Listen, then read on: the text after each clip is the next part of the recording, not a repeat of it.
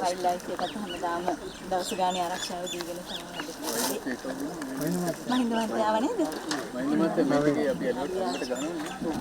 සල්ලි නැත්නම් කියන්නේ වෙනපත් ගන්න දෙනවා. දෙකම ගහනවනේ ලොකු.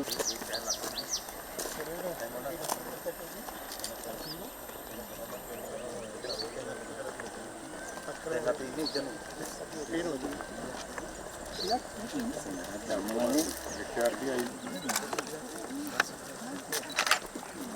දැන් මේ ගම් දෙක බෙදෙන්න. ඒගොල්ලෝ අම්මා එනේ මේ මෙයා ඒ ටිකක් ඒක තමයි දැන් කරන්නේ. නෝතර අදගෙන. මත් ඉතින් අපේ ලොකු බලදාරියන් ඉතින් අපි ආචාර කරන්න බෑ. අනේ තේනේ. යනක තව කිව්වා.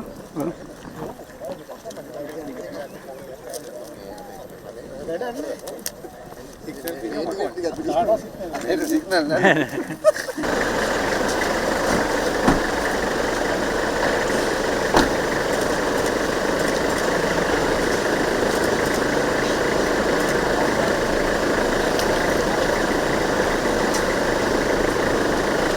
තමන් වහන්සේගේ ජීවිත අනුදානම පවා නොතබා පෙරමුණට වැඩම කළ මේ මහත් පියෙන් සමිතයේදී ජීවිතය මරණයට අතහැරලු උදේට කල්සාරි විහාරයේ විහාරාධිපති ගෞරව නමස්කාර කරව ආරාධනා කරනවා ප්‍රවේශ සිටින සියලු මහා පොළොව දිගායද්දී මහා නායක ජනතාව අපට හිමිවුණා. උෂ්ණ පොදක් විතරක් නෙවෙයි ඔවුන් ජීවිත ගෞරවනීය නමස්කාර පූර්වක ස්තුතිය පුද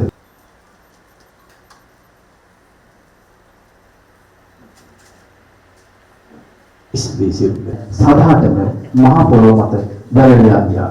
ඒ ආදරණීයන් සිහිකරනවාස් ඔවුන් වෙනුවෙන් රැකීම සඳහා සිල්වා අසුන් වලින් නැගිටින ප්‍රකාශන නියෝජනය කරමින් GMAP උදය කුමාර මහතා ඒ වගේම පරිගණක ප්‍රකාශන නියෝජනය කරමින් WM අභිනන්ද බණ්ඩාර මහතා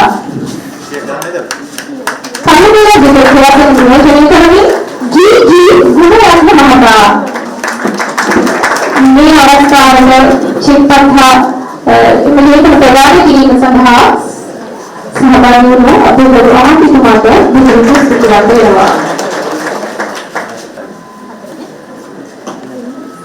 මෙලෙස පරිගණක ප්‍රකාශන නියෝජනය කරමින් GG නියෝජනයේ මහත්මිය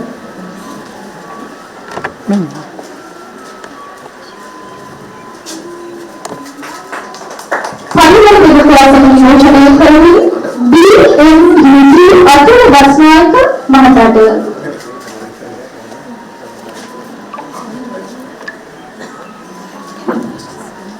ඉන්දියාවේ පරිගණක වස්න නියෝජනය කරමින්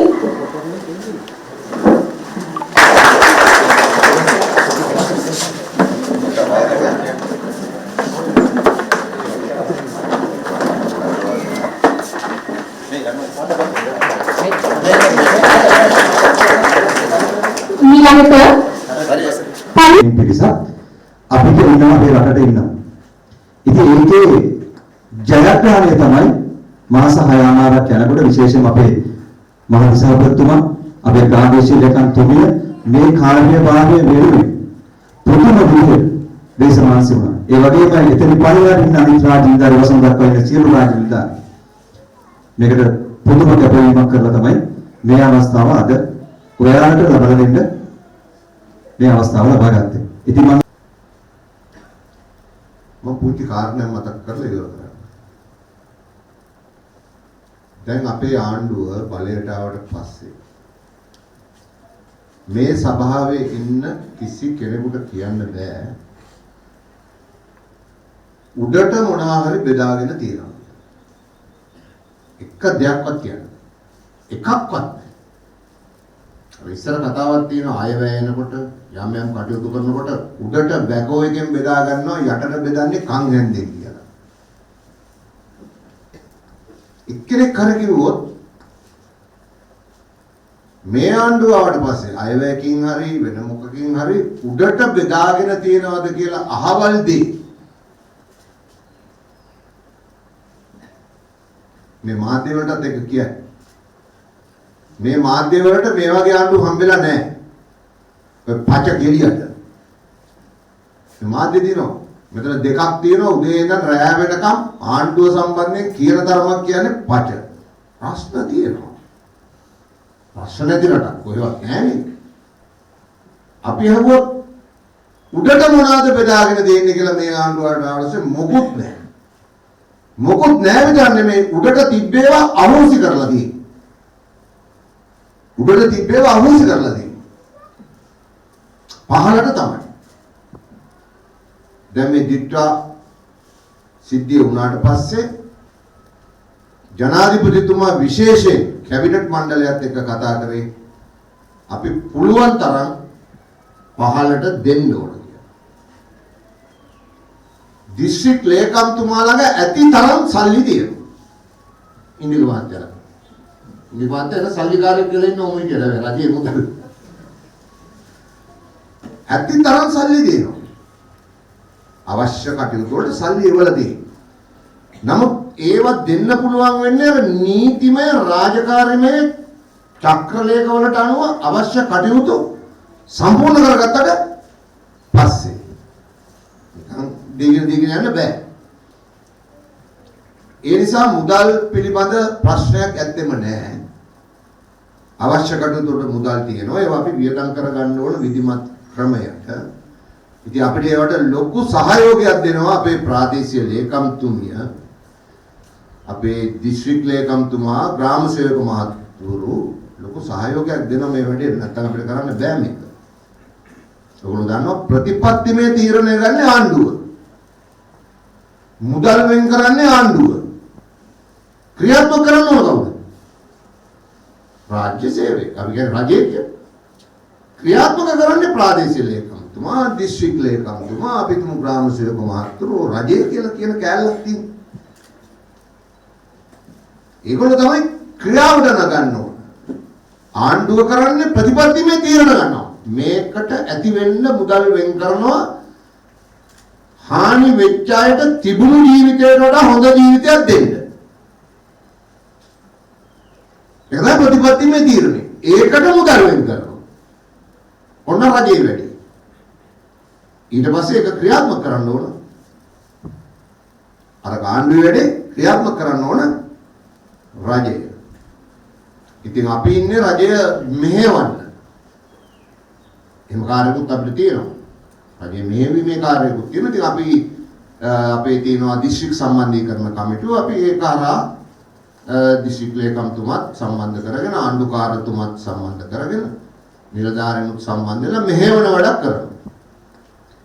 ඒ වගේම ප්‍රාදේශීය සම්බන්ධීකරණ කමිටුව තියෙනවා. ඔයගොල්ලෝ දන්නවා හැම ප්‍රාදේශීය ලේකම් කාර්යාලයකටම එකක් තියෙනවා.